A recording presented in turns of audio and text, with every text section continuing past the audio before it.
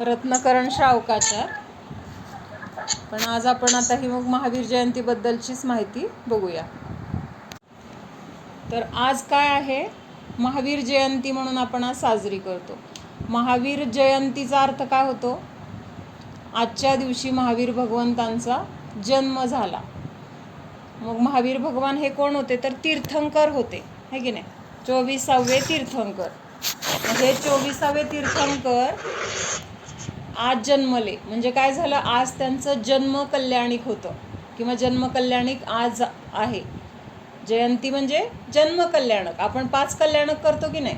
तीर्थंकरांचं म्हणजे जेव्हा आपण मंदिरमध्ये मूर्तीची स्थापना होते किंवा मंदिरची स्थापना आपण करतो, तिथं हे सगळे 5 कल्याणक. हां, जयंती आपल्यामध्ये म्हणायचं नाही म्हणून परवा जितूबाईंच्या प्रवचनात आलं होतं.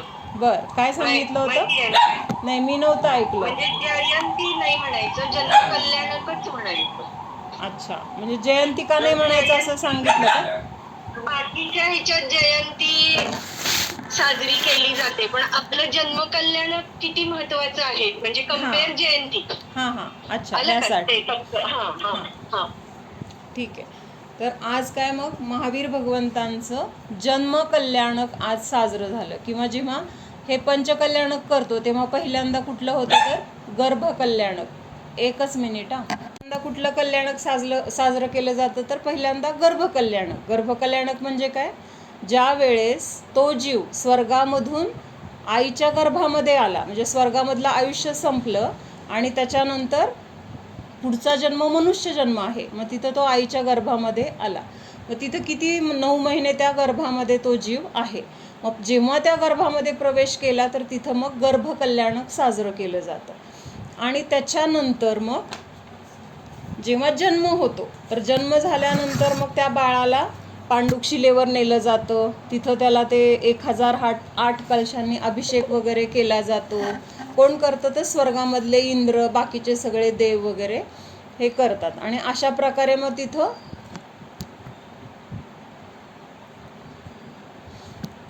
जन्म कल्याणक साजरं केलं जातं. मग आता जन्म कल्याणक आणि जयंती, आता इथं बाकीचे आपण म्हणतो ना, ह्यांची जयंती आहे, आंबेडकर जयंती आहे, गांधी जयंती आहे वगैरे.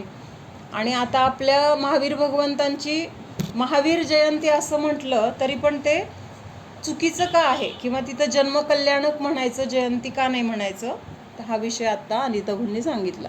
तर काय आहे की बाकीचे हे जे जीव आहेत, कुठले? आता गांधीजी असतील किंवा जे मोठे मोठे असे नेते आहेत की ज्यांचा आपण जन्म झालेला दिवस जयंती म्हणून साजरा करतो, पण त्यांनी संसारामध्ये काहीतरी कार्य केलेलं आहे.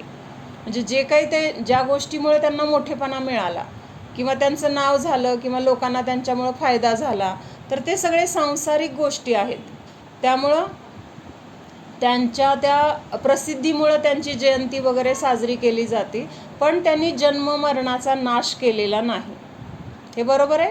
कारण ते मेले तरी कुठेतरी परत स्वर्गात गेले असतील, तिथून परत कुठला तरी जन्म घेणार वगैरे. म्हणजे संसार चक्र त्यांचं काही संपलं नाही. किंवा त्यांना स्वपर भेद विज्ञान किंवा नक्की स्वतःचं आत्मस्वरूप काय आहे किंवा परद्रव्य काय आहे, तर ह्या गोष्टीचं त्यांना बिलकुल काही ज्ञानच नसतं.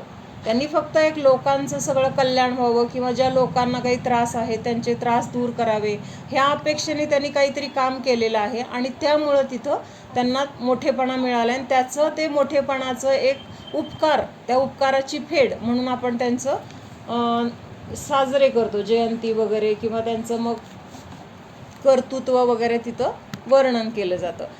मग हे महावीर भगवंतांचं जन्मकल्याणक म्हणून तिथं का साजरं केलं जातं किंवा आपल्यामध्ये त्या गोष्टीला एवढं का महत्त्व आहे? तर महावीर भगवंतांनी असा जन्म घेतलाय की परत त्यांना आता जन्म घ्यायची वेळ येणार नाही. म्हणजे ह्या जन्मामध्ये त्यांनी स्वतःचं असं कल्याण केलं आणि स्वतःच्या बरोबर सगळ्या बाकीच्या दुःखी जीवांना पण ह्या संसारातून बाहेर कसं पडायचं किंवा ह्या दुःखातून बाहेर कसं पडायचं ह्याचा मार्ग त्यांनी दाखवला. म्हणजे मार्ग तर दाखवला, पण त्याबरोबर त्यांनी स्वतःच्या सगळ्या कर्मांचा नाश केला आणि परत जन्म घ्यावा लागणार नाही ह्या अवस्थेला त्यांनी प्राप्त केलं. म्हणजे अशी कुठली अवस्था प्राप्त केली त्यांनी, तर सिद्ध अवस्था प्राप्त केली. आता महावीर भगवान आहेत की नाही, महावीर भगवंतांचा जीव आहे की नाही, पण अशा ठिकाणी आहे तो जीव, सिद्धशिलेवर आहे, तिथून परत कधीच या संसारात येऊन जन्म घेणार नाहीत. म्हणजे जन्म आपल्याकडे पण असं वाढदिवस साजरे करण्याची वगैरे आता खूप प्रथा निघाली आहे की नाही, प्रथा खूप निघाली आहे. पण आपला वाढदिवस आपण साजरा करतो तो कुणाचा साजरा करतो, तर ह्या शरीराचा साजरा करतो. म्हणजे शरीराचा जन्म ज्या दिवशी झाला तर त्या दिवशी माझा जन्म झाला असं म्हणून तिथं आपण काय करतो, सेलिब्रेशन करतो, किंवा त्याच्यामध्ये आपण एक प्रकारचा मोठेपणा मांडतो. माझा जन्म झाला म्हणजे मुळात इथं कल्पनाच कुठली चुकीची आहे की त्या शरीराच्या वाढदिवसाला आपण माझा वाढदिवस मानतोय. म्हणजे आपण तिथं मिथ्यात्वी झालो. कारण आपला जन्म झालाय का, जन्म कुणाचा झालाय, शरीराचा. म्हणजे नवीन शरीर मिळणं म्हणजे काय, तिथं आपला जन्म झाला असं थोडंच आहे. फक्त या रूममधून आपण दुसऱ्या रूममध्ये गेलो, रूम चेंज केली म्हणून आपण चेंज झालो का, किंवा आपण आधी ह्या रूममधून बाहेर पडलो तर आपण नष्ट झालो आहे का, नाही. आपली अवस्था तर आहेच, फक्त एका रूममधून दुसऱ्या रूममध्ये प्रवेश केला, किंवा एक कपडा काढून आपण दुसरा घातला. मग कपडा चेंज केला म्हणून आपल्यामध्ये काय बदल झालाय, कपड्यामध्ये बदल झालाय. तसं जन्म काय झालाय, शरीराच्या, नवीन शरीराची प्राप्ती झाली, हा जन्म म्हटला जातो. पण ते जन्म जीवाचा नाही आहे. जीव तर कसा आहे, अजरामर आहे, जीव कधीही मरत नाही. त्यामुळं आपण जे वाढदिवस साजरे करतो ना, ते शरीराचे वाढदिवस साजरे करतो, जीवाचा वाढदिवस नाहीच. कारण जीव कसा आहे, कधी जन्मलेलाच नाही आणि जीव कधी मरणारच नाही. जी गोष्ट जन्मते किंवा जी गोष्ट उत्पन्न होते, जन्म घेणे म्हणजे काय, उत्पन्न होणे, नवीन गोष्ट बनणे, तर त्याला काय म्हटले, जन्म म्हटले. तर तसा जन्म ह्या जीवाचा कधीही झालेला नाही. कारण जीव कसा आहेच, तो कधीच असं कुठल्या तरी गोष्टीपासून बनलाय किंवा कुणीतरी बनवलंय असं नाही. आपण म्हणतो ना, मी अनादी अनंत आहे. अनादी म्हणजे काय, मला सुरुवातच नाही. मी जेव्हा जेव्हा मागं बघत जाईल तेव्हा तेव्हा माझं स्वरूप, माझं अस्तित्व तेव्हापासून आहेच. म्हणजे मी पूर्वी पण होतो, आत्ता पण आहे आणि पुढं पण असणार आहे. म्हणजे माझा कधी नाश पण होणार नाही. नाश कुणाचा होतो, जी गोष्ट उत्पन्न होते त्याचा नाश होतो. आपण म्हणतो ना, ज्याचा संयोग झाला त्याचा वियोग होतो. जन्म म्हणजे काय, तर शरीराचा संयोग झाला, आणि मरण म्हणजे काय, तर शरीराचा वियोग झाला. म्हणजे एक घर सोडून आपण दुसऱ्या घरामध्ये राहायला गेलो, मग आपला कुठं नाश झाला, त्या घराचा नाश झाला किंवा त्या घरामध्ये बदल झाला. तर म्हणून हे वाढदिवस साजरं करणं वगैरे ही पहिल्यांदा सांगायचं होतं की चुकीची प्रथा आहे. कारण शरीराचा वाढदिवस होतो, शरीराचं वय वाढते किंवा शरीरामध्ये बदल घडत आहेत. जीव तर जसा आहे तसाच आहे, त्याच्यामध्ये कुठलेही बदल होत नाहीत. म्हणजे त्याचं स्वरूप शाश्वत आहे, त्याचं स्वरूप अनादी अनंत आहे, अजर अमर आहे. त्याच्यामध्ये ना कुठला रोग होणार आहे, ना त्याच्या अस्तित्वामध्ये काही बदल होणार आहे. जे काही त्याचं अस्तित्व आहे तर ते परिपूर्ण आहे. मग महावीर भगवंतांचं जन्मकल्याणक साजरं करणं हे योग्य आहे. काय योग्य आहे, तर त्यांनी असा पुरुषार्थ केलाय. काय पुरुषार्थ केलाय, जे काही त्यांचे कर्म होते किंवा जे काही रागद्वेषादी कषाय होते किंवा जो काही परिग्रह होता, अंतरंग परिग्रह, बहिरंग परिग्रह, ह्या सगळ्या परिग्रहाचा, सगळ्या कर्मांचा, म्हणजे कर्म म्हणजे काय, शत्रू मानले म्हणजे शत्रू आहेत. कारण ते काय करतायत, आपल्याला कशात तरी अडकून ठेवतायत, आपल्याला दुःख देण्याचं काम करतायत. मग ह्या सगळ्यांचा काय केला, त्यांनी नाश केला. कधी नाश केला, तर ह्या जन्मामध्ये नाश केला. म्हणजे महावीर भगवान म्हणून, महावीरांचा जीव म्हणून त्यांनी जन्म घेतला, तर त्या जन्मामध्ये त्यांनी ह्या सगळ्या कर्मांना नाश करण्याचा पुरुषार्थ केला, सगळ्या रागद्वेषादी विकारी भावांना नाश करण्याचा पुरुषार्थ केला, आणि जे स्वतःचं स्वरूप, जे जीवाचं स्वरूप जसं आहे तसं प्युअर, शुद्ध, तर ते त्यांनी प्राप्त करण्याचा पुरुषार्थ केला. मग इतकं अलौकिक कार्य केलं त्यांनी. काय केलं, अतिशय महत्त्वाचं, सगळ्यात उत्कृष्ट कार्य किंवा सगळ्यात उत्कृष्ट पुरुषार्थ काय असेल, तर हे सगळं कर्मशत्रू आहेत त्यांच्यावर विजय मिळवला. हे शरीर, हे 5 इंद्रिय, हे सगळ्यात जास्त आपल्याला घातक आहेत. कारण ते आपल्याला सतत कुठली ना कुठली मागणी करतात किंवा त्याच्या मोहामध्ये आपण अडकतो, आणि त्यामुळं काय होतं, तर आपल्याला ह्या संसारातून बाहेर पडणं मुश्किल होतं. सगळ्यात जास्त आपण कोणाला जवळ मानलंय किंवा कोण आपल्या सगळ्यात जवळचं आहे? आपल्याला खूप वाटतं ही मुलं माझी, हे घर माझं वगैरे, पण त्याच्यापेक्षा पण सगळ्यात जवळचं आपलं कोण आहे? तर आपल्याला जवळचं वाटतं तर ते हे शरीर आहे. जवळचं पण नाही, ते माझं, ते म्हणजे मी आणि मी म्हणजे ते, इतकं आपण ते एकरूप मानतो. म्हणजे सगळ्यात आपल्याला महत्त्वाचं किंवा जवळचं किंवा आपल्याला म्हणजे आपलं सर्वात जास्त प्रेम कुणावर असेल तर ह्या शरीरावर आहे. आणि हे शरीरावरचं किंवा ह्या 5 इंद्रियांवरचं, 5 इंद्रियांच्या भोगाचं हे जे काही मोह, आसक्ती वगैरे आहे ना, तर ह्या सगळ्याचा नाश करण्याचा पुरुषार्थ ह्या जन्मामध्ये महावीर भगवंतांनी केला. म्हणजे असं काहीतरी महत्त्वाचं कार्य केलंय की ज्यामुळे त्यांना परत आता जन्म घेण्याची वेळच राहिली नाही आहे. आपण किती वेळा जन्म घेतलेत? अनंत जन्म घेतले.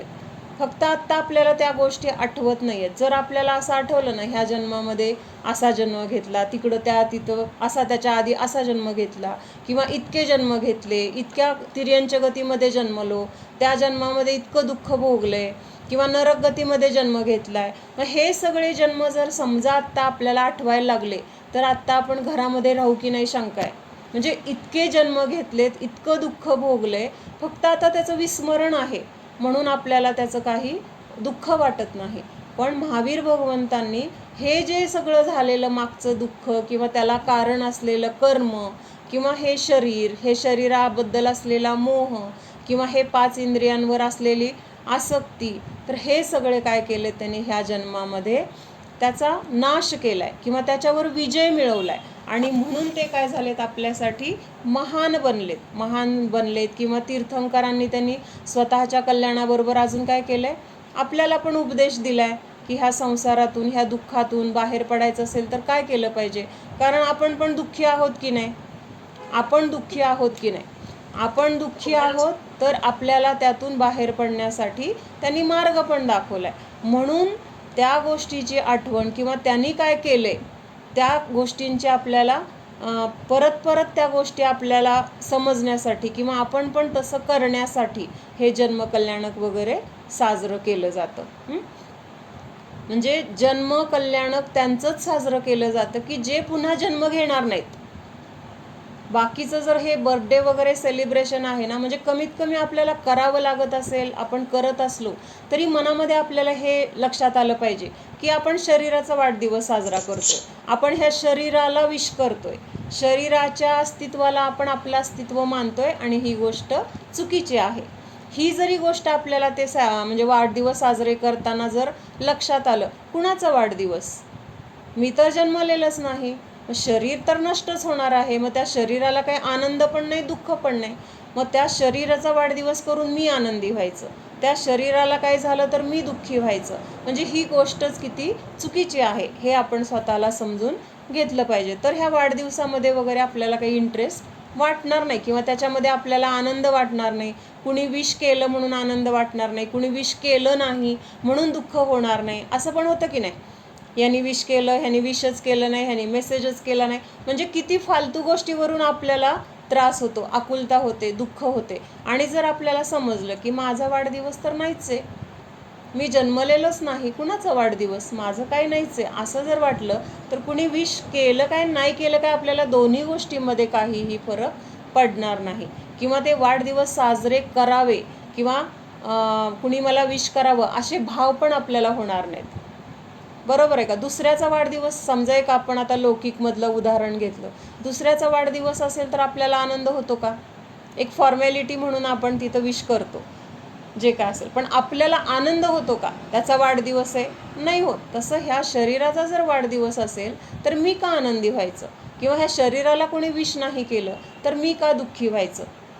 तर म्हणजे ह्याच्यामध्ये हे सांगायचे की हा वाढदिवस आपला नाहीच. मग महावीर भगवंतांनी जन्म असा घेतलाय की आता परत त्यांना जन्म घेण्याचा प्रश्नच येणार नाही.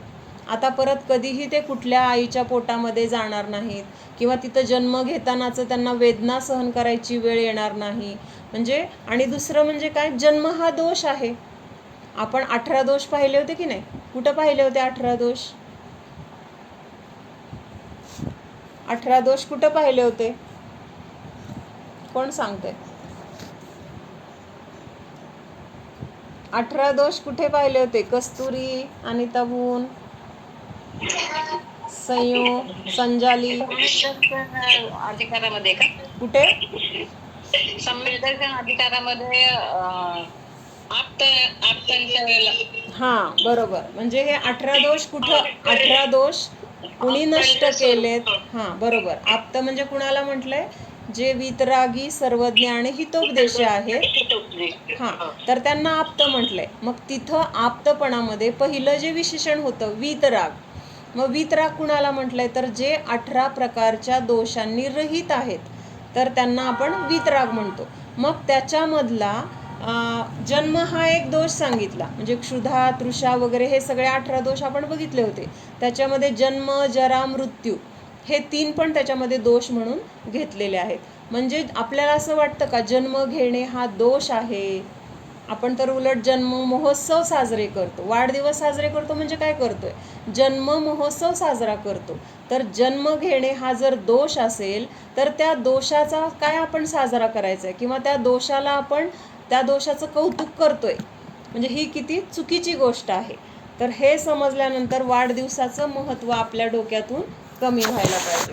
दुसरं म्हणजे आता महावीर भगवंतांचं आपण थोडंसं बघूया की महावीर भगवंतांनी काय केलं तर ह्या जन्मामध्ये सगळ्या कर्मांचा नाश करण्याचा पुरुषार्थ केला. मग हा पुरुषार्थ त्यांनी ह्या जन्मामध्येच केला का? तर त्याची सुरुवात कुठंपासून झालेली आहे?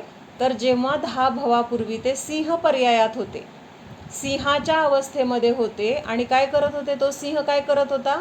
हरणाला पकडून खात होता. म्हणजे त्या हरणाला एका पायाने 2 पायाने पकडले आणि 2 पायाने त्याला ते फाडायचं काम चाललंय, तोंडाने खायचं काम चाललंय. असंच त्याचं काय चाललेलं आहे? हरिणाला खायचं काम चाललंय. आणि तिथून वरून 2 चारण वृद्धिधारी मुनी चाललेले आहेत. चारण वृद्धिधारी मुनी म्हणजे काय?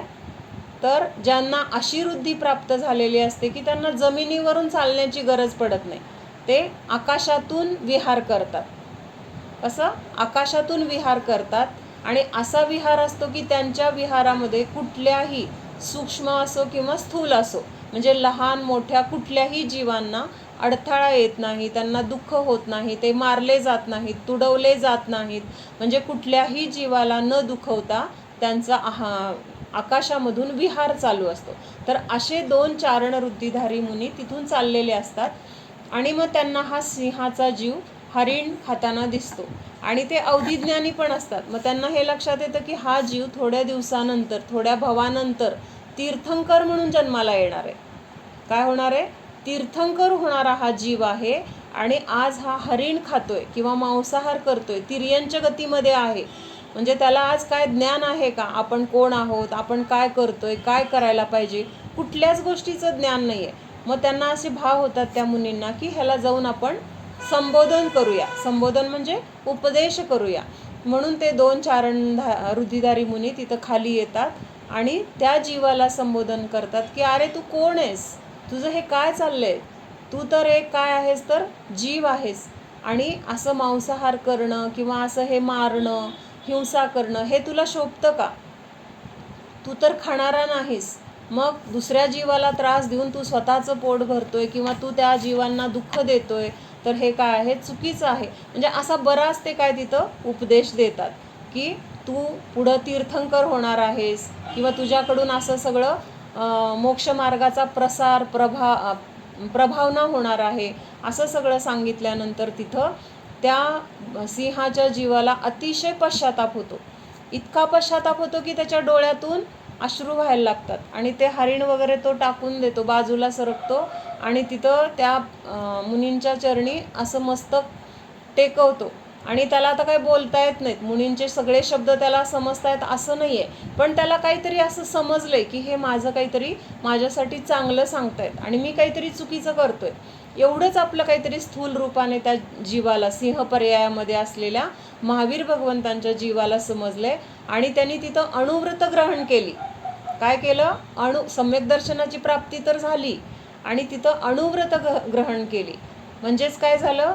जरी तो तिर्यंच गतीमधला जीव असला तरी तिथं त्याला सम्यक दर्शनाच्या सोबत अणुव्रत ग्रहण केल्यामुळं 5म गुणस्थान प्राप्त झालं. कळलं का? म्हणजे गुणस्थानं आपण बघितली ना परवा, तर तिर्यंच गतीमध्ये असून सुद्धा त्याला तिथं पंचम गुणस्थान प्राप्त झालं. आणि तिथं त्यांनी जोपर्यंत त्या सिंह पर्यायामध्ये आहे तोपर्यंत, मग त्याच्यानंतर त्यांनी कुठल्याही जीवाला मारून खाल्लं नाही, किंवा पाणी सुद्धा प्यायचं असेल तर ते वाहतं पाणी पिलं, आणि मग त्याच्यामध्येच त्याची लवकरच सल्लेखना वगैरे झाली, आणि मग त्या व्रतामुळं सम्यक दर्शनामुळं तो जीव स्वर्गामध्ये देव झाला. मग असं करत करत त्याचे 10 भवामध्ये म्हणजे 10 भव गेले, आणि तिसऱ्या पर्याय म्हणजे आता महावीर भगवान होणार त्याच्या आधीच्या 2 पर्यायामध्ये तिथं त्यांना तीर्थंकर प्रकृतीचा बंध झाला. कधी बंद झाला? तिसऱ्या म्हणजे 3 महावीर भगवंतांच्या आधीचा तिसरा जन्म, म्हणजे त्या पर्यायापासून धरायचा तिसरा भव मागचा, तर तिथं त्यांना काय झालं? तीर्थंकर प्रकृतीचा बंध झाला. हा तीर्थंकर प्रकृतीचा बंध कशामुळे होतो, का होतो? तर तिथं तीर्थंकर प्रकृतीचा बंध होण्यासाठी षोडश कारण भावनांचं चिंतन त्यांनी केलं. काय केलं? षोडश कारण भावना. षोडश कारण भावना माहिती आहेत सगळ्यांना? सगळ्यांना माहिती आहे. दर्शन विशुद्धी, विनय संपन्नता, शीलव्रतेषु अनतिचार, अभीक्ष्ण ज्ञानोपयोग वगैरे, असं ह्या सगळ्या भावनांचं त्यांनी काय केलं? चिंतन करत असताना त्यांचे परिणाम अतिशय विशुद्ध झाले, विशुद्ध परिणाम. आणि त्यासोबत आणखीन एक भावना काय होती की ह्या सगळ्या जीवांचं, ह्या संसारामध्ये असलेल्या सगळ्या दुःखी जीवांचं, जे कर्माच्या कचाट्यात अडकलेले आहेत, जे दुःखी आहेत, जे सतत काय आहेत तर काही ना काही संकटांना तोंड देत आहेत, तर अशा सगळ्या जीवांच्या दुःखाचा नाश व्हावा, त्यांना खऱ्या सुखाची प्राप्ती व्हावी, अशी पण त्यांना तीव्र इच्छा त्यावेळेस झाली. म्हणजे आता आपल्याला पण असं असतं की नाही, आपल्या मुलाचं सगळं चांगलं व्हावं, आपल्या मुलींना सगळं चांगलं मिळावं, किंवा त्यांचं कुठली अडचण येऊ नये, काय अडचण असेल तर ती लवकर संपून जावी, असे भाव आपल्याला तीव्रतेने होतात की नाही? प्रत्येकाला अनुभव आहे. किंवा आपल्या शरीराचा असेल, काही रोग झाला असेल तर लवकरात लवकर बरा व्हावा, म्हणजे अशा आतून ज्या उत्कट इच्छा असतात ना, तीव्र इच्छा, तर तशी तीव्र इच्छा त्या जीवाला झाली की ह्या संसारातल्या जे काही त्यांच्या संयोगामध्ये असतील जीव, त्यांना बघून त्यांना दुःख झाले असेल, किती दुःखी आहेत, किती त्रासात आहेत, तर हा सगळा त्यांचा त्रास नष्ट व्हावा, असे त्यांना तिथं परिणाम झाले. तीर्थंकर प्रकृतीचा बंध झाला. आणि मग त्यानंतरच्या तिसऱ्या भावामध्ये त्यांनी महावीर म्हणून त्यांनी जन्म घेतला. महावीर म्हणजे शेवटचे तीर्थंकर आहेत, 24वे तीर्थंकर चौथ्या काळामधले. आता ह्याच्यानंतरचा जेव्हा चौथा काळ येईल तेव्हा परत तिथं 24 तीर्थंकर होणार. म्हणजे एका चौथ्या काळामध्ये 24च तीर्थंकर होतात, कमी पण होत नाहीत आणि जास्त पण होत नाहीत. मग हा महावीर भगवंतांचा जीव अनादिकाळापासून आपल्यासारखाच ह्या संसारात फिरत होता. म्हणजे आता आदिनाथ भगवान जेव्हा होते तीर्थंकर म्हणून, तर त्यावेळेस हा त्यांचा नातू म्हणून होता. कोण? मारीची. बघितलंय आपण, आदिनाथ भगवंतांचा नातू होता मारीची नावाचा, म्हणजे भरत चक्रवर्तीचा मुलगा. म्हणजे आजोबा कोण? तीर्थंकर आहेत, वडील कोण? चक्रवर्ती आहेत, काका कोण? कामदेव आहेत. काका म्हणजे बाहुबली भगवान. म्हणजे इतक्या सगळ्या उत्कृष्ट घराण्यामध्ये किंवा महान पुरुषार्थी लोकांच्या सानिध्यात ह्या मारीचीचा जन्म झाला. पण हा मारीची कुठं गेला? नरकाला वगैरे, दुर्गतीला तो गेला. नंतर का दुर्गतीला गेला? तर त्यांनी तत्व काय हे समजून घेतलं नाही. तिथं त्यांनी काय अर्थ काढला की माझे आजोबा एवढे मोठे तीर्थंकर आहेत, एवढ्या सगळ्या जगाला उपदेश देतात, माझे वडील ह्या षटखंडाचे अधिपती आहेत, मग मला पण लगेच दुसऱ्यांदा चक्रवर्ती, मला काय व्हायचंय लगेच, मला पण तीर्थंकर व्हायचे. त्याला काय वाटत होतं की आता आजोबा आहेत तीर्थंकर म्हणल्यावर मला पण त्यांनी तीर्थंकर करायला पाहिजे, असे त्याचे काय होते? भाव होते. कारण काय झालं होतं, समोसरणामध्ये कुणीतरी विचारलं की परत ह्या आदिनाथ भगवंतानंतर ह्या घराण्यामध्ये कोण तीर्थंकर होणार आहे, किंवा अजून कोण तीर्थंकर इथं होणारे कुठले जीव आहेत का? मग त्यावेळेस तिथं आदिनाथ भगवंतांच्या दिव्यध्वनीमध्ये आलं की हा मारीची जो आहे तर तो 24वा तीर्थंकर होणार आहे, महावीर भगवान ह्या नावाने तीर्थंकर होणार आहे, पण तो 24वा. मग तो म्हटला मी 24वा का? मला तुम्ही, तुमचा नातू आहे तर मला लवकर तुम्ही तीर्थंकर करायला पाहिजे. आणि असं कोण कुणाच्या ह्याच्यामध्ये बदल करू शकत नाही. हा आपला काय आहे तर जैन धर्माचा सिद्धांत आहे की एक द्रव्य दुसऱ्या द्रव्याचं परिणमन करू शकत नाही. का करू शकत नाही तर ज्याचं त्याचं जसं जसं त्याचे भाव, ज्याचे त्याचे परिणाम, त्यानुसार त्यांनी जसे कर्म बांधले असतील किंवा त्याचं जशी योग्यता असेल, जेव्हा जी गोष्ट होण्याची योग्यता आहे ती ठरलेली आहे. मग त्या ठरलेल्या गोष्टीमध्ये कोणीच दुसरा बदल करू शकत नाहीत. आदिनाथ भगवंत तरी त्याच्यामध्ये बदल करू शकत होते का? नाही बदल करू शकत होते. जरी ते तीर्थंकर असले पण ते काय करू शकत होते? फक्त उपदेश देण्याचं काम करू शकत होते. बाकी तुमचं दुःख मी दूर करू शकतो किंवा मी तुम्हाला जास्त सुखी करू शकतो, असं जर असतं तर त्यांनी त्यांच्याबरोबर सगळ्यांना मोक्षाला नेलं असतं की नाही? भरत बाहुबलीचं युद्ध झालं, कशामुळे झालं? त्यांची योग्यता होती युद्ध होण्याची. एवढे तीर्थंकरांची मुलं, शतखंडाचा अधिपती, इतकं उत्कृष्ट सगळं वैभव असताना सुद्धा त्या दोन भावांमध्ये भांडणं झाली का नाही? म्हणजे केवढं मोठं युद्ध होण्याचं तिथं संकट होतं.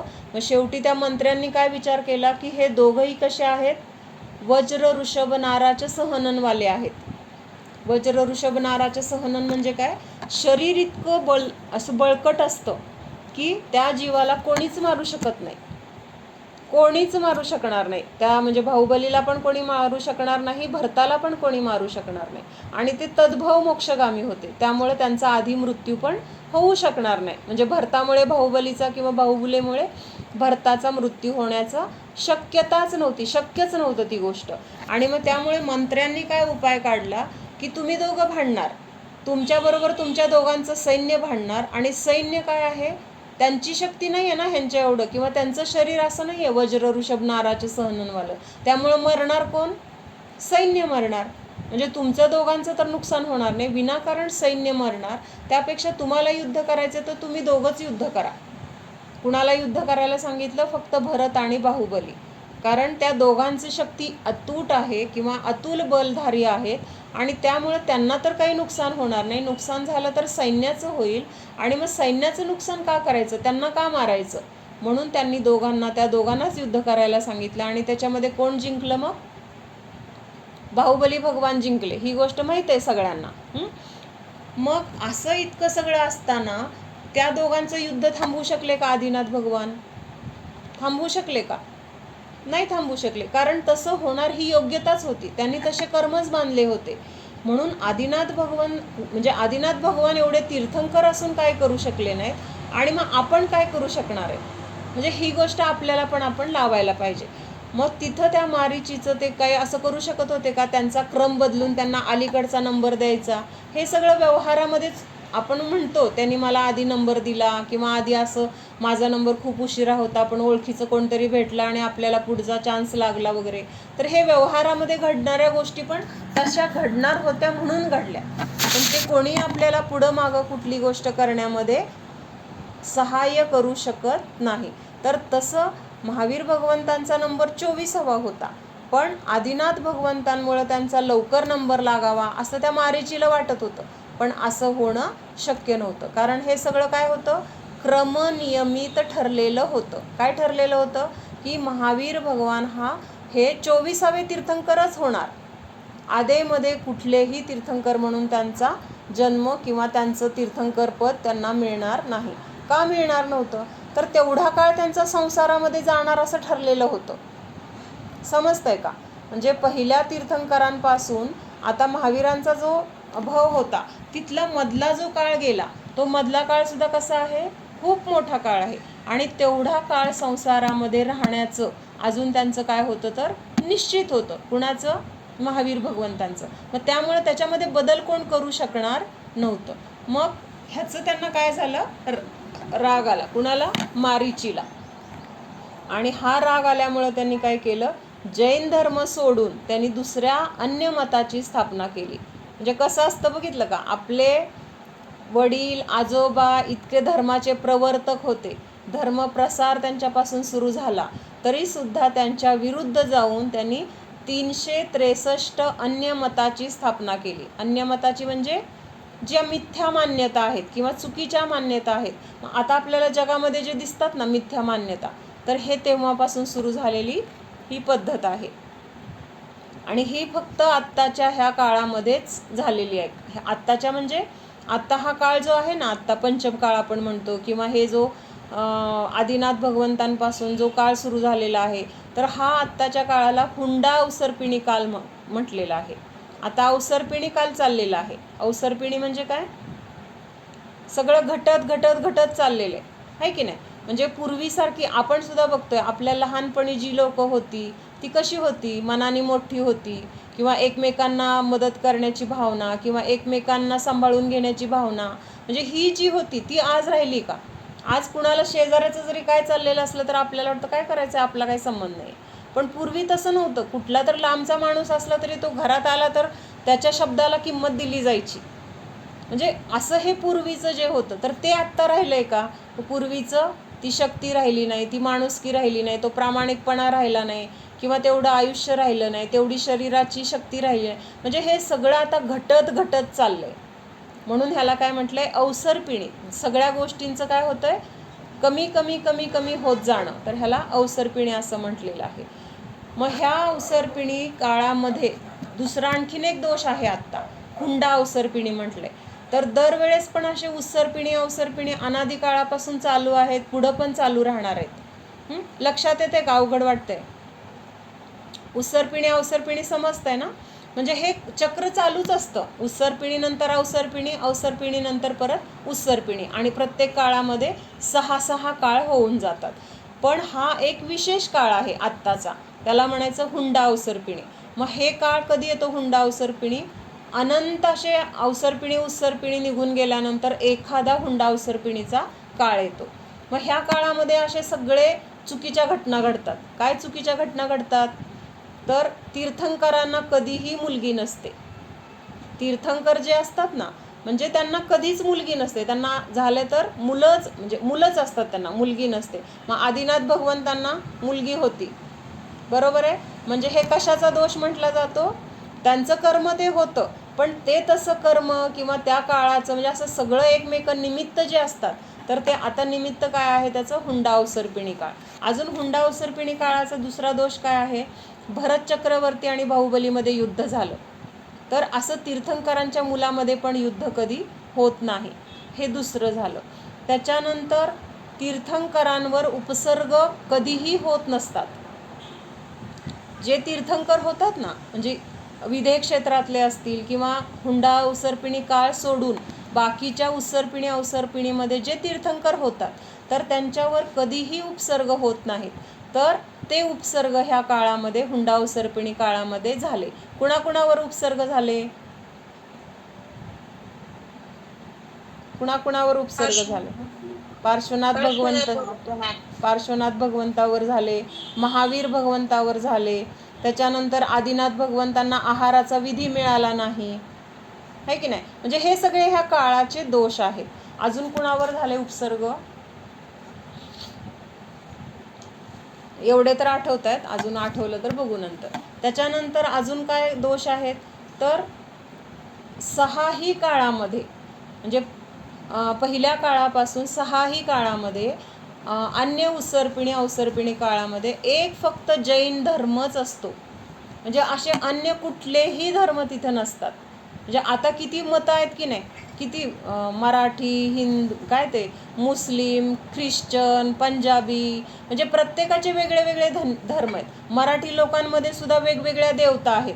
आमचा हा देव आहे, तो म्हणतो आमचा ही देव आहे, आमची ही कुलदेवता आहे, आम्ही ह्याला मानतो, आम्ही त्याला मानतो, गणपती आहे, शंकर आहे, म्हणजे कृष्ण, किंवा अजून काय हनुमान, असे सगळे वेगवेगळे देवी देवतांना त्यांनी काय केलेलं आहे, आता जे दिसतात, तर असे वेगवेगळे देवी देवता इतर कुठल्याही काळामध्ये नसतात. एक फक्त जैन धर्म असतो.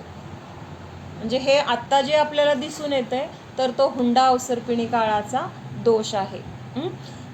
त्याच्यानंतर आता आपले जैन धर्माचं सुद्धा पंथ आहे की, पण ह्या जैन धर्मामध्ये सुद्धा किती मतभेद आहेत. मतभेद आहेत की नाही. आपल्या आपल्यामध्ये सुद्धा काय, ते असं मानतात, ते ह्याला मानतात, ते त्याला मानतात, त्याला असं पटत नाही, ह्यांची मतं वेगळी आहेत. म्हणजे त्याच्यामध्ये पण परत काय आहेत, तर असे छेद असल्यासारखे आहेत. म्हणजे हे सुद्धा काय आहेत, एकमत नाही आहे. जरी आपण सगळे जैन असलो तरी तिथं सुद्धा काय आहेत, परत मतभेद आहेत. म्हणून हे सुद्धा हुंडा अवसर्पिणी काळाचा दोष आहे. असे बरेच आहेत, मला आता एवढे आठवले तेवढं सांगितलं. मग ते कुणाला बरं, चंद्रगुप्त राजा पण माहिती आहे ना सगळ्यांना. चंद्रगुप्त म्हणून एक राजा होऊन गेला. चंद्रगुप्त म्हणजे कोण होते बरं का, भद्रबाहू म्हणून शेवटचे श्रुतकेवलीमध्ये सांगितलं होतं. होती कसं कौतुका तू, श्रुतकेवली कुणाला म्हणायचं? केवळ ज्ञान ऐकून त्यांना सगळं ज्ञान होतं तेच ना, दिव्य ध्वनी ऐकून. हा, म्हणजे त्यांना पण केवली भगवंतांसारखं पूर्ण ज्ञान आहे. म्हणजे जे द्वादशांगाचं पूर्ण ज्ञान सगळं त्यांना ज्ञान आहे, पण ते कसं आहे, परोक्ष आहे. केवलींना प्रत्यक्ष दिसतं आणि ह्या श्रुतकेवलींना परोक्ष आहे. म्हणजे आता समजा तुला अमेरिकेतली सगळी माहिती सांगितली, ह्या भागामध्ये हे आहे, त्या भागामध्ये ते आहे, तिथं असे रूल्स आहेत, तिथं अशी लोकं आहेत, असं खातात, असं पितात, असे कपडे, ही सगळी इत्थंभूत माहिती. समजा तू अमेरिकेचा अभ्यास केला तर तुला सगळी माहिती कळणार की नाही, इन डिटेल.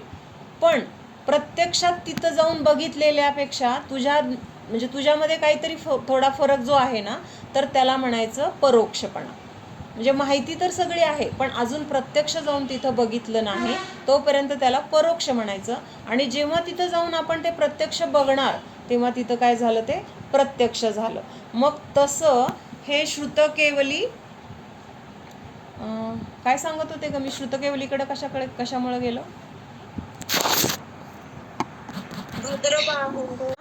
भद्रबाहू हे शेवटचे श्रुतकेवली होते आणि त्यांचे शिष्य चंद्रगुप्त राजा. तर ह्या चंद्रगुप्त राजाला स्वप्न पडलं, अशी बरंच काही 12 स्वप्न पडली त्याला.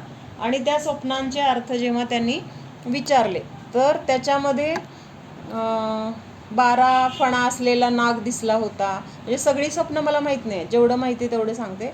तर तो 12 फणा असलेला नाग होता. त्याचा अर्थ ह्या भद्रबाहू स्वामींनी काय सांगितलं होतं, तर आता 12 वर्षाचा दुष्काळ इथं पडणार आहे. आणि असला दुष्काळ की माणसं माणसाला मारून खातील, म्हणजे इतका दुष्काळ अन्न पाण्यासाठी झगडावं लागेल असं. मग त्याच्यामध्ये त्यांनी एक स्वप्न पाहिलं होतं की एक चाळणी आहे किंवा एक काय असं चंद्र आहे, चंद्र, आणि त्या चंद्राला सगळे असे होल पडलेत. चंद्राला काय आहेत, असे होल होल होल पडले. मग ह्याचा अर्थ काय सांगितला की जैन धर्मामध्ये असे मतभेद होणार, म्हणजे अखंडता राहणार नाही. मग ती अखंडता का, म्हणजे आता ह्या काळामध्ये फक्त नाही आहे, नाहीतर बाकीच्या सगळ्या अवसर्पिणी काळामध्ये फक्त आणि फक्त जैन धर्मच सगळीकडे असतो. म्हणजे असे ह्या धर्माचे लोक, त्या धर्माचे लोक, असं तिथं काही प्रकार नसतो. मग आता हे जे आहे ते हुंडा अवसर्पिणीचा दोष आहे. म्हणजे आपल्या जैन धर्माला मानणाऱ्यांमध्ये सुद्धा मतभेद आहेत. कोणी पंचामृत अभिषेक मानतं, कोणी पंचामृत अभिषेक करत नाही म्हणून त्यांना दोष देतं. म्हणजे असं सगळं काय आहे. राजूबून नाही आहे का गाज? हां, तर ते सगळे हुंडा अवसर्पिणी काळाचे दोष आहेत. तर आता महावीर भगवंतांना 5 नावं होती, हे आपल्याला माहीत आहे. 5 नावं कुठली आहे, कोण सांगतंय? मग ही 5 नावं त्यांना अशीच ठेवली होती का, की बाबा आपण कसं आता आपल्या बाळाला लाडाने काय काय काय काय नावं आपण नावाने हाक मारतो, तशी त्यांना ही 5 नावं त्यांच्या आईवडिलांनी ठेवली नव्हती.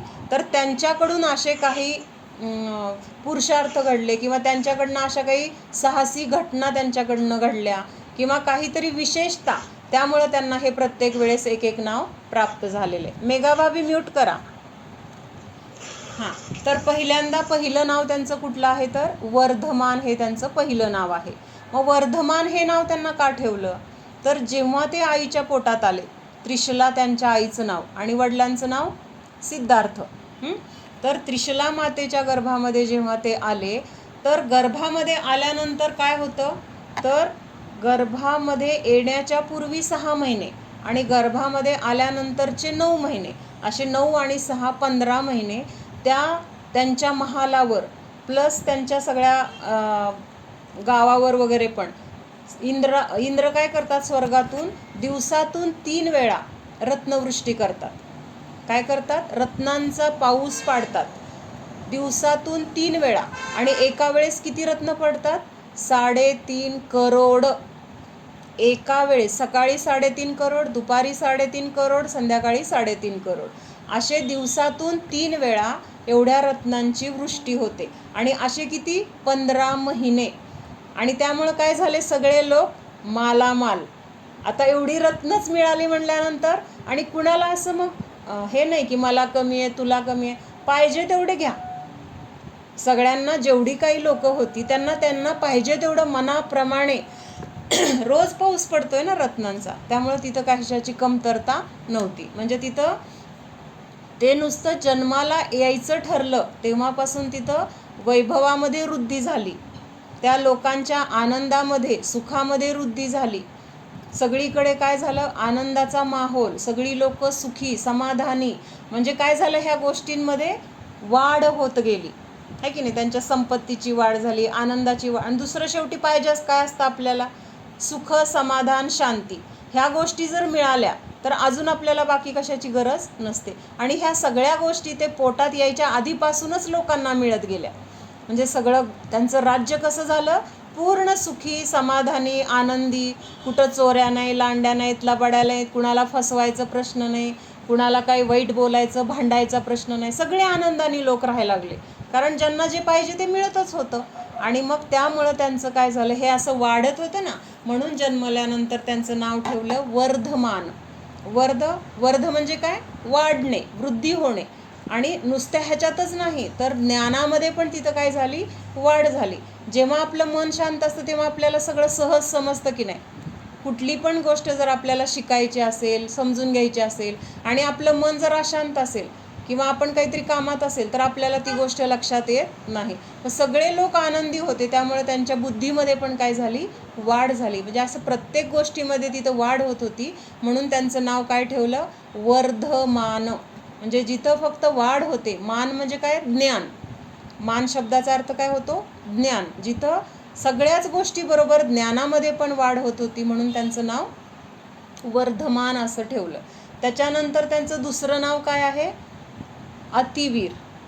थोडंसं मागं पुढं वीर अतिवीरचं थोडं कन्फ्युजन असेल, पण ज्या ज्या घटना घडलेत ना त्या घटनांमुळे त्यांना ते नाव मिळालं. वर्धमानचं समजलं, सगळ्या ज्ञानामध्ये ऐश्वर्यामध्ये आनंदामध्ये वृद्धी झाली, त्यांची घरं वगैरे सगळी अशी छान सगळ्यांची, त्यामुळं तिथं त्यांना वर्धमान. दुसरं काय आहे, अतिवीर किंवा वीर असेल तर ते लहानपणी खेळत होते, मित्र काय करत होते, खेळायला गेले होते.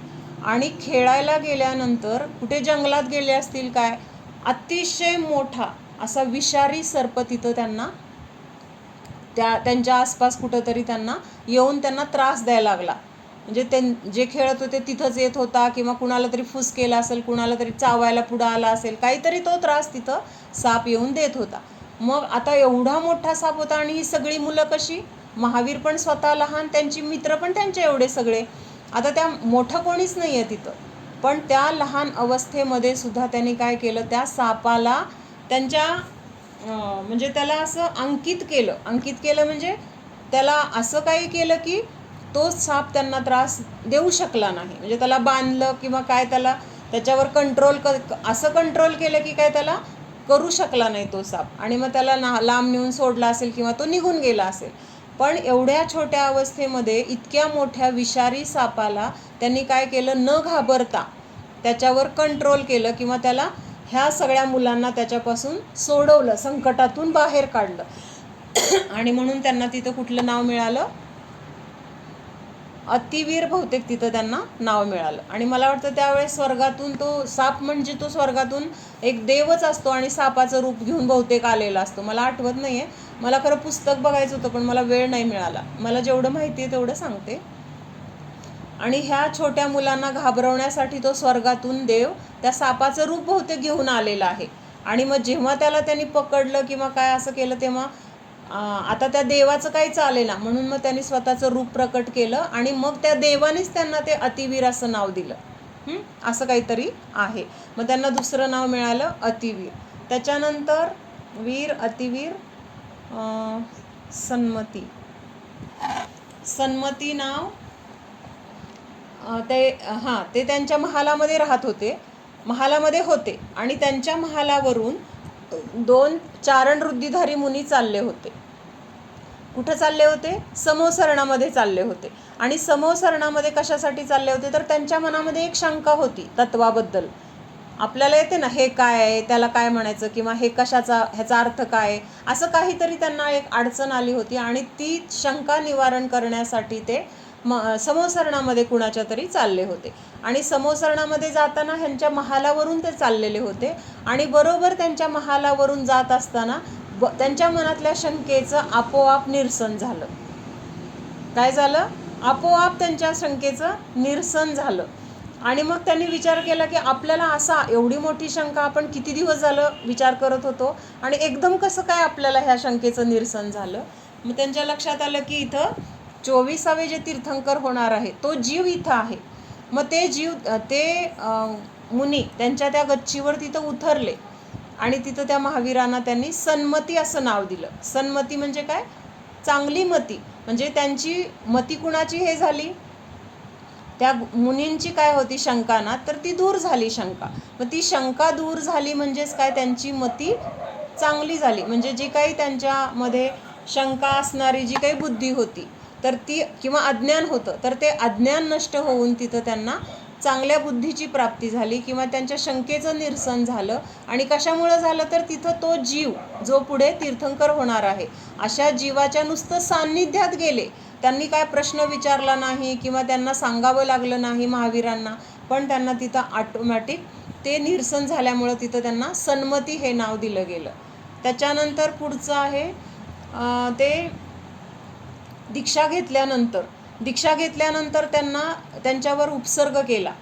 असं स्वर्गातल्या कुठल्या तरी व्यंतराने वगैरे उपसर्ग केला. आणि त्या उपसर्गाला पण ते बदले नाहीत. ते स्वतःमध्ये स्थिर होते, एकदम शांत निराकुल. जे काही चाललेलं आहे ते शरीरावर होते. मी तर शरीरापासून भिन्न आहे असं म्हणून तिथं त्या शरीरावर पण त्यांचं लक्ष नव्हतं, किंवा कोण आपल्याला त्रास देते, उपसर्ग कोण करते त्याच्याकडे पण त्यांचं लक्ष नव्हतं. आणि मग तिथं शेवटी ते इतके स्थिर आहेत हे बघून त्या देवालाच लाज वाटली. आणि त्यांनी येऊन त्यांचा उपसर्ग पण स्वतः ते उपसर्ग बंद केला आणि त्यांची क्षमा मागितली. आणि त्यांना तिथं महावीर किंवा वीर असं काहीतरी तिथं त्यांनी नाव दिले. म्हणजे तिथं ते नाव मिळालं त्यांना. म्हणजे आता अजून एक कुठलं आहे ते मला आठवत नाही आहे कुठली गोष्ट आहे, पण अशा प्रकारे प्रत्येक कुठल्या तरी घटनेमुळं त्यांना ते नाव मिळालं. त्याच्यानंतर त्यांनी 30व्या वर्षी दीक्षा घेतली. महावीर भगवंतांचं आयुष्य किती होतं? 72 वर्षाचं आयुष्य होतं. फक्त 72 वर्षाचं आयुष्य होतं. तीर्थंकर होते तरी. मग काही त्यांचं आता वय झाल्यानंतर तरुण अवस्था आल्यानंतर त्यांच्या आईवडिलांनी त्यांना लग्नासाठी मुली बघायच्यात वगैरे, किंवा मुली बघायला सुरुवात केली. तर त्यांनी काय सांगितलं की मी लग्न करणार नाही. मग असं सांगितलं. का सांगितलं? तर मग तेव्हा आईवडील त्यांना विचारतात का नाही लग्न करायचं? आता सगळे तीर्थंकर बाकीचे सुद्धा राज्यकारभार केला, त्यांनी लग्न केली, कितीतरी लग्न केली, राज्य भोगले, सगळं राज्यवैभव भोगलं. आणि मग शेवटी त्यांनी दीक्षा घेऊन सगळं स्वतःचं कर्म वगैरे नाश करून मोक्षाला गेले. मग तसं तू पण कर ना, तू का नाही लग्न करत? मग ते काय म्हणाले की त्यांचे आयुष्य किती होते आणि माझं तर आयुष्य फक्त 72 वर्षाचं आहे. आणि ते जर आयुष्य मी ह्या भोगामध्ये संसारामध्ये घातलं तर मी माझं स्वतःचं कल्याण कधी करणार? त्यामुळं त्यांनी लग्न केलं नाही. मग 5 ब्रह्मचारी जे तीर्थंकर आहेत तर त्याच्यामधले हे बालब्रह्मचारी म्हणून हे तीर्थंकर पण महावीर भगवानांना म्हटलं जातं. कुठले कुठले आहेत 5 बालब्रह्मचारी? वासुपूज्य, मल्लीनाथ, नेमिनाथ, पार्श्वनाथ आणि महावीर. हे 5 बालयती म्हटले जातात. ह्या 5ही जणांनी लग्न न करताच स्वतःचं कल्याण करून घेतलं. त्याच्यानंतर 30व्या वर्षी त्यांनी कस्तुरी म्यूट कर 30व्या वर्षी त्यांनी दीक्षा घेतली आणि त्यांना केवळ ज्ञानाची प्राप्ती कधी झाली? 42व्या वर्षी झाली. म्हणजे त्यांना 30 पासून 42 पर्यंत म्हणजे 12 वर्ष त्यांनी तपश्चर्या केली. काय केली? तपश्चर्या केली. ह्या 12 वर्षाच्या काळामध्ये ते पूर्ण मौन होते. कारण तीर्थंकर दीक्षा घेतल्यानंतर केवल ज्ञानाची प्राप्ती होईपर्यंत मौन अवस्थेमध्ये राहतात. एक शब्दही ते बोलत नाहीत. म्हणजे 12 वर्ष महावीर भगवान मौन होते. आणि मग 42व्या वर्षी त्यांना केवल ज्ञानाची प्राप्ती झाली. आता केवल ज्ञानाची प्राप्ती तर झाली, पण 66 दिवस त्यांची दिव्यध्वनी खिरली नाही. ही गोष्ट पण सगळ्यांना माहीत असेल. माहीत आहे कौतुका? दिव्यध्वनी खिरते की नाही केवल ज्ञान झाल्यानंतर. तर तशी महावीर भगवंतांची दिव्यध्वनी 66 दिवस म्हणजे जवळजवळ 2 महिने आणि वरती परत 6 दिवस त्यांची दिव्यध्वनी खिरली नाही. म्हणजे समोसरणाची रचना झाली, सगळे लोक तिथं ऐकायला येऊन वाट बघत बसलेत की आता उपदेश ऐकायला मिळेल, आता दिव्यध्वनी खिरेल, आपल्याला जे काही विचारायचे ते आपण आता विचारू, असं सगळेजण वाट बघत बसलेत. पण तिथं ती वाणी काही खिरत नव्हती. आता इंद्राला आलं टेन्शन की दिव्यध्वनी कशी काय खिरत नाहीये, तीर्थंकर आहेत आणि दिव्यध्वनी खिरली नाही तर अशक्य आहे ना असं होणं. मग त्यांनी अवधी ज्ञानाने जाणलं की तीर्थंकरांची वाणी का नाहीये खिरत. मग त्यांच्या लक्षात आलं की इथं गणधराची अनुपस्थिती आहे, म्हणजे समोसरणामध्ये गणधर नाही आहेत. कारण आपल्याला वाणी कुणाच्या मार्फत येते, जरी तीर्थंकरांनी दिव्यध्वनी त्यांची खिरली तरी ती गणधर झेलतात, गणधरांकडून मग परत पुढच्या सगळीकडे ती त्याचा प्रसार होतो आणि तिथं गणधरच नाही आहेत. मग त्यामुळे तिथं दिव्यध्वनी खिरत नव्हती. मग त्यांनी काय केलं, कोण आहे आता गणधर कोण होणार आहे, अवधिज्ञानी असतात ना इंद्र. मग ते गौतम गणधर, गौतम इंद्रभूती नावाचा एक ब्राह्मण आहे आणि ते ह्यांचे पहिले गणधर होणार आहेत, हे त्याला ज्ञानामध्ये कळलं. आणि ते गौतम गणधर नावाचे म्हणजे इंद्रभूती नावाचा जो ब्राह्मण आहे तर तो कसा आहे, मिथ्या दृष्टी आहे. ज्ञान खूप आहे त्याच्याजवळ, पण अहम आहे, एकतर मी पण आहे, मला एवढं ज्ञान आहे असं सगळं त्याच्याकडे आहे. मग तो इंद्र काय करतो, ब्राह्मणाचं वेश घेतो आणि त्या इंद्रभूतीकडे जातो आणि सांगतो की माझ्या गुरूंना काही शंका आहेत. काय शंका आहेत माझ्या गुरूंना, त्यांना काही म्हणजे काही गोष्टी त्यांच्या लक्षात येत नाही आहेत आणि तुम्ही एवढे ज्ञानी आहात तर तुम्ही त्यांच्या ज्या शंका आहेत तर त्या शंका तुम्ही दूर करा. मग कुठल्या शंका आहेत असं त्यांनी विचारलं. कुणी विचारलं, इंद्रभूती ब्राह्मणाने विचारलं. मग ते तत्वार्थामध्ये आहे ना,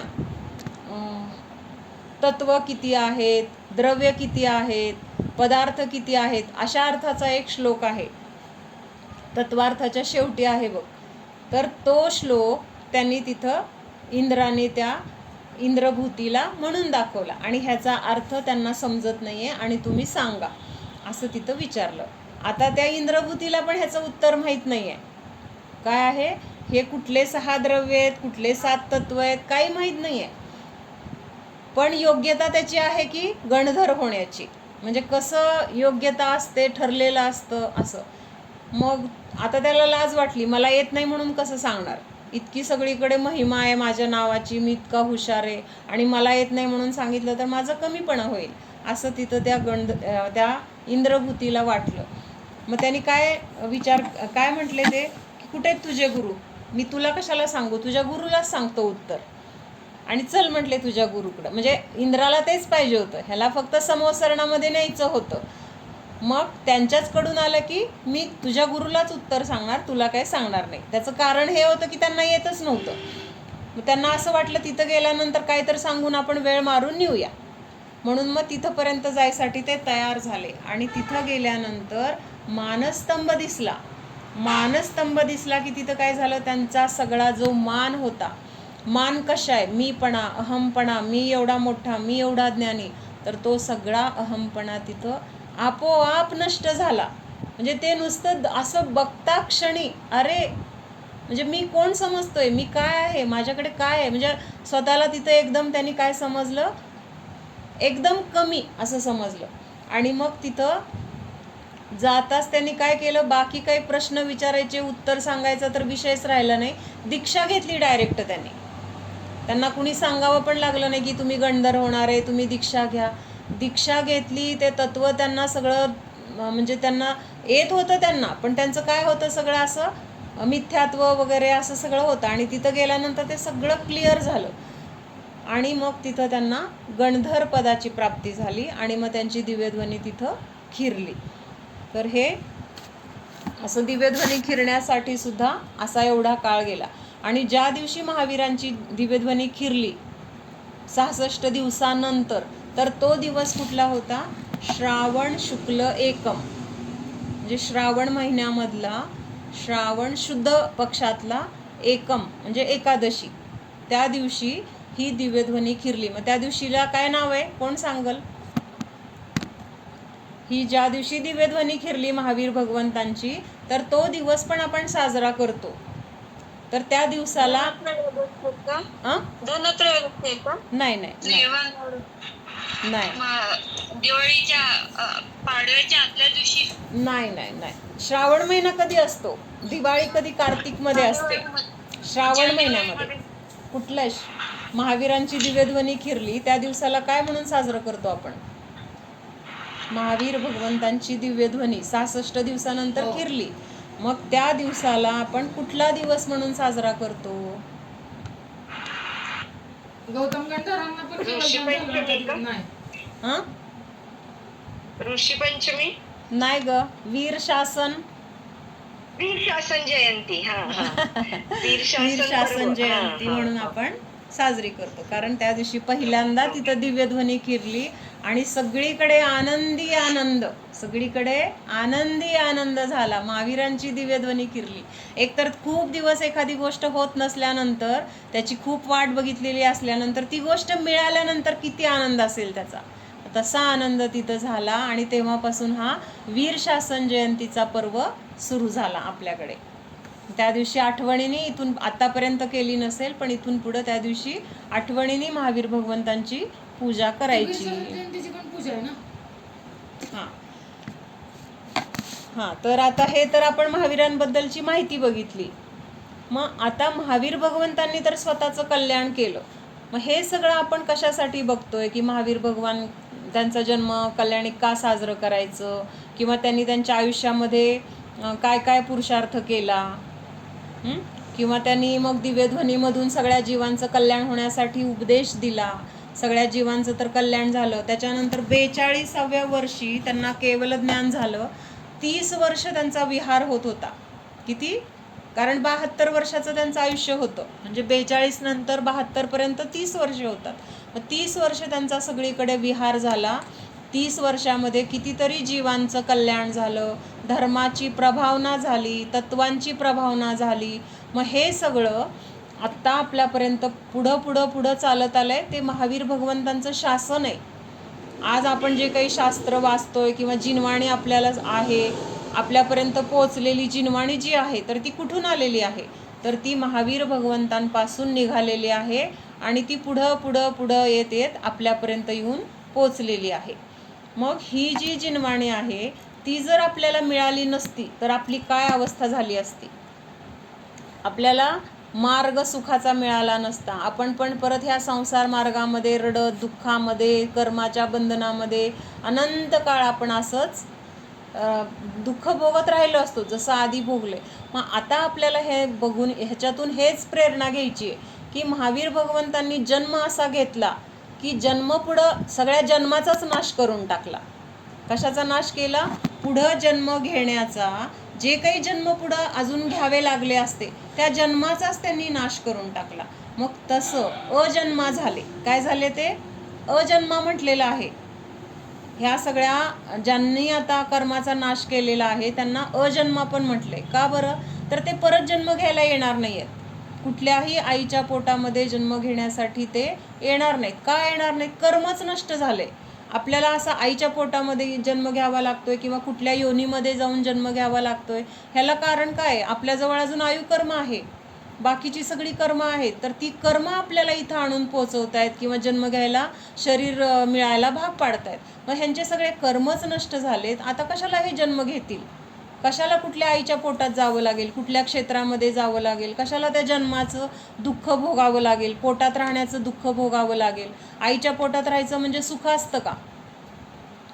आपल्याला वाटतं, कारण ती वेदना आता आठवत नाही. एवढंसं पोट, त्याच्यामध्ये असं संकुचित करून राहायचं. कुठला तो आहे ना ह्याच्यामधला श्लोक, चढालेमध्ये, अंग सकुचते पाये त्रास, म्हणजे त्या अंगाला इतकं संकुचन करून राहावं लागतं. आई भूक लागली, आईनी खाल्लं तर खायचं, आईनी पिलं तर मिळालं तर प्यायचं, किंवा आईनी जशी हालचाल केली त्यावेळेस त्याला तिथं आतमध्ये दुखलं तर त्याने काय करू शकतो का तिथं प्रतिकार? नाही. ते सगळं सहनच करावं लागतं. मग असं हे सगळं दुःख भोगण्याचं त्यांचा विषय त्यांनी संपवून टाकला, म्हणून त्यांना अजन्मा म्हटलं.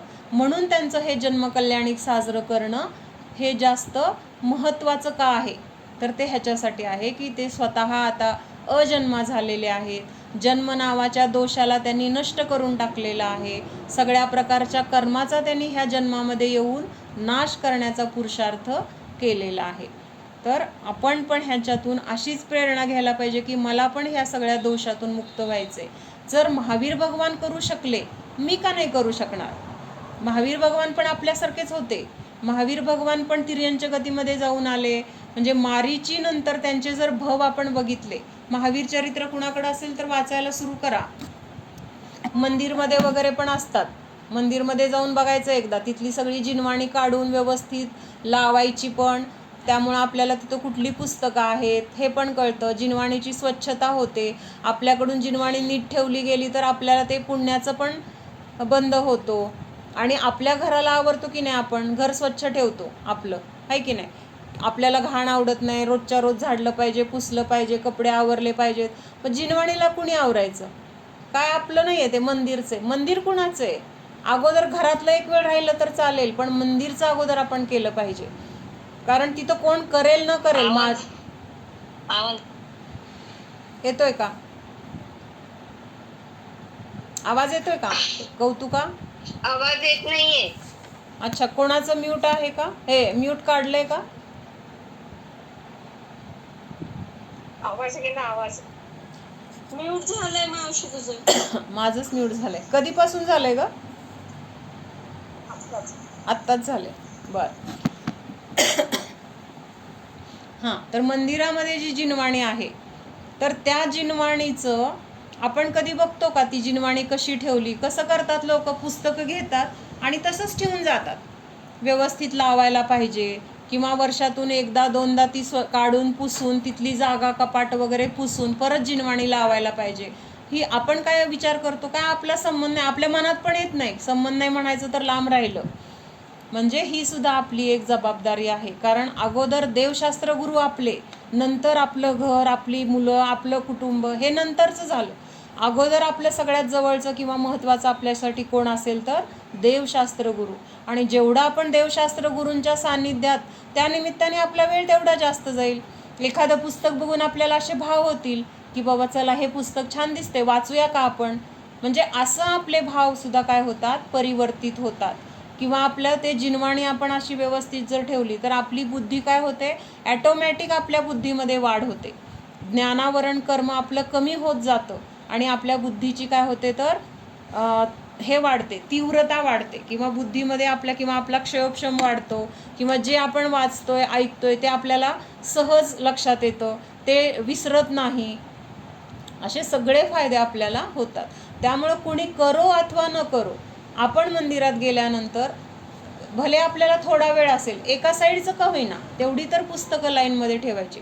कारण वेगवेगळ्या प्रकारची पुस्तकं असतात. म्हणजे आता मला सांगायचं नाही आहे, म्हणजे माझं म्हणून मी सांगत नाही आहे बरं का, पण सगळ्यांना प्रेरणा मिळावी, सगळ्यांनी करावं जे कोणी मंदिरात जात असतील. आता इथल्या मंदिरामध्ये आता पूजेची पुस्तकं फक्त सांगते मी, की जिनेंद्र अर्चना, आराधना, पुष्पांजली काहीतरी आहे, अजून अशी जिनवाणी संग्रह, अशी पूजेची बऱ्याच प्रकारची पुस्तकं आहेत. बाहुबलीचं एक पुस्तक आहे फक्त पूजेचं. असे 5-6 कॉलम, म्हणजे 5-6 लाईन असतात आणि सगळी एकावर एक. इकडं हे पुस्तक, तिकडं जिनेंद्र अर्चना, एक म्हणजे सगळी मिक्स असतात. काय असतात? सगळी मिक्स असतात. मग जेव्हा आता तर मी शेतात जाते रोज, त्यामुळं मंदिरात जाणं मला होत नाही. पण जेव्हा मी ह्या मंदिरात वीरसागर नगरच्या जाते तेव्हा तेवढी लाईन तरी एक, जिनेंद्र अर्चनावर जिनेंद्र अर्चनाची लाईन, आराधनाची आराधना संग्रहची लाईन, पुष्पांजली पुस्तक त्याचं ती लाईन, काय ते जिनवाणी संग्रह त्याची ती लाईन. म्हणजे तेवढं एक कप्पा तरी मी तिथं व्यवस्थित ठेवून मग घरी येते. म्हणजे खरंच मला माझं म्हणून सांगायचं नाही आहे, पण असं सगळ्यांनी करावं. असं जर केलं तर आपलं मंदिर छान राहील, आपली जिनवाणी सुरक्षित राहील. आपण जर जिनवाणी सुरक्षित नाही ठेवली तर कोण ठेवणार आहे? आपण केलं तर आपली मुलं पण शिकतील, आपल्या मुलांना पण ते कळेल हे का करायचं असतं किंवा करायचं असतं, केल्यानंतर ह्याचा काय फायदा होतो, हे सगळं आपल्याला समजत जातं. म्हणून ह्या गोष्टी आपण करायला पाहिजे. मंदिरातलं करायला पाहिजे, आपल्या घरातलं करायला पाहिजे. घरातली जिनवाणी आपण काढतो का कधी? आपल्याकडे कुठली पुस्तकं आहेत, कशी आहेत, कुठल्या अवस्थेत आहेत. त्याच्यात इथं पण असे बारीक बारीक किडे होतात, तसले जीव होतात. ते सगळे तिथलं काढून पुसून जर ठेवलं तर ते जीव होणार नाहीत. म्हणजे ह्या सगळ्या गोष्टी आपल्याला मग आपोआप आपल्याकडून केल्या गेल्या तर त्यात आपलं कल्याण आहे. तर त्याच्यासाठी का होईना हे सगळं करायला पाहिजे. अजून काय ह्याच्याबद्दल?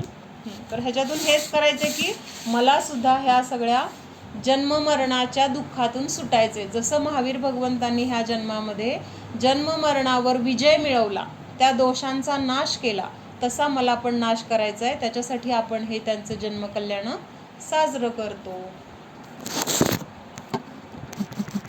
कुणाला काय तर पाळणा वगैरे हे सगळं ना रूढी परंपरेने सुरू झाले. म्हणजे आता आपण घरी लहान बाळाला पाळणा वगैरे नाव ठेवतो वगैरे असं म्हणून ते देखादेखी क्रिया आहे.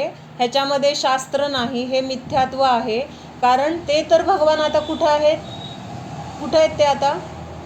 सिद्धशिलेवर आहेत. कर्म त्यांचे सगळे नष्ट झालेत. त्यांच्याजवळ कुठलाही परिग्रह नाही, शरीर नाही. मग कपडे त्यांना आपण घालायचे, त्यांना ते पाळण्यामध्ये ठेवायचं, त्यांना ते काय पाळणा म्हणायचा आणि त्याचे चढावे घ्यायचे. म्हणजे हे सगळं काय आहे तर पूर्णपणे चुकीचं आहे. म्हणजे त्याच्यामध्ये काहीही धर्म नाही. मग त्यापेक्षा महावीरांनी काय शिकवलं, त्यांनी काय संदेश दिला? त्यांनी काय सांगितलं की ध्यान करा, की स्वतःच्या आत्म्याला ओळखा, स्वतः जगा आणि दुसऱ्यांना पण जगू द्या. ह्या शब्दातून कशाची आपल्याला हे सांगतात, ते शिकवण देतात, जगा आणि जगू द्या. ह्या वाक्यामधून आपल्याला काय शिकायला मिळतं? की स्वतः जगा आणि दुसऱ्याला जगू द्या. म्हणजे ते पण जीव आहेत, त्यांची हिंसा होईल असं वागू नका. म्हणजे अहिंसेचा तिथं प्रचार प्रसार झालाय त्या वाक्यातून. आणि जर आपण अहिंसा पालन केलं तर आपल्या स्वतःची पण रक्षा आहे, किंवा स्वतःची रक्षा आहे म्हणजे स्वतःला आपण दुःखातून मुक्त करतोय. आणि हे पाळणा वगैरे हे सगळे काय आहेत? कशा आहेत? तिथं काय होतं? कशायच आहेत ना, आम्ही चढावा घेतला, आम्हाला एवढा मोठा मान मिळाला, आम्ही महावीराची आई, मग ते ओटी भरायची. मग सांसारिक क्रिया तुम्ही मंदिरात जाऊन कसं काय करताय? तुम्ही म्हणजे तुम्हाला नाही म्हणायचं बरं का, एक उदाहरण. बायका काय करतात, ते नारळाला कपडे घालतात, बर म्हणजे मूर्ती नसते. ते काय म्हणजे योग्य आहे का नाही? नाही. कारण कोण मूर्ती घालतं, कोण फोटो ठेवतं. हे तू म्हणली तसं नारळ कोणी फोटो ठेवत असेल, कोणी मूर्ती ठेवत असेल, पण हे सगळं चुकीचं आहे. कारण ते आता भगवान झाले, त्यांना परत संसारात आणून संसारातल्या क्रिया करायच्या. हे सगळं काय आहे तर, आणि त्याच्यातून साध्य काय होतंय? साध्य काय होते? त्यापेक्षा भगवंत म्हणजे महावीरांची भजनं म्हणावी, महावीरांनी जे काही सांगितलं ते तत्वाचं त्या दिवशी चिंतन करावं. त्यांचं चरित्र काय आहे, त्यांच्या आयुष्यामध्ये काय काय घटना घडल्या, त्यांनी कसा पुरुषार्थ केला, हा विचार होतो का मंदिरमध्ये? हा विषय असतो का संयू? नाही होत. कदाचित ते मंदिराच्या उत्पन्नासाठी चढावे होत असतील. हा, उत्पन्नासाठी जरी केलं तरी चढावे म्हणजे लिलाव म्हटला जातो. म्हणजे माताजी नेहमी सांगतात, कधीही चढावे घ्यायचे नाहीत किंवा चढावे करायचे नाहीत. चढावे म्हणजे लिलाव आहे. चढावा आपण घेतला, समजा आता कुठला एक चढावा असेल, बोली सुरू झाल्यानंतर ती बोली समजा आता 500 पासून सुरू झाली, मग माझी किती कॅपॅसिटी आहे? 500 रुपये देण्याची माझी कॅपॅसिटी आहे. मग मी म्हणलं मी 500 रुपये मी देते. मग कौतुकाला काय वाटलं, माझ्याकडे 1000 आहेत. मग कौतुका म्हणली मी 1000 देणार. पुन्हा तिसरं कोण तर काय म्हणलं, मी 5000 देणार. मग असं वाढत वाढत 1 लाखापर्यंत गेलं. ह्या 1 लाखापर्यंत जाण्यापर्यंत मध्ये ज्या जीवांनी किंवा ज्यांनी हे बोलले ना आकडे, मी 500 म्हटलं, तू 1000 म्हणली, कोणी 5000 म्हणलं, कोणी 10,000, 15,000, 20,000, असं वाढत वाढत जातं ना. म्हणजे त्यांनी काय केलं तर तेवढे पैसे देण्याचा तिथं संकल्प केला. मी 500 देणार असं म्हटलं की नाही, किंवा तू म्हणली मी 1000, माझ्याकडून 1000. पण जेव्हा चढावा 1 लाखाला गेला तेव्हा आपण पैसे देतो का तिथं? मग ते पैसे आपण बोललो आणि दिले नाहीत. का दिले नाहीत? तर चढावा लाखाला गेला. पण आपण तिथं भाव केले होते की नाही? समजा तो चढावा 500ला गेला असता तर मी 500 रुपये दिले असते की नाही? किंवा 1000ला गेला असता तर तू 1000 दिले असते की नाही? किंवा ज्यांनी ज्यांनी बोलले त्या त्या आकड्याला तो थांबला असता तर तेवढे पैसे त्यांना द्यावे लागले असते. म्हणजे आपण तेवढे देण्याचे भाव केले आणि चढावा 1 लाखाला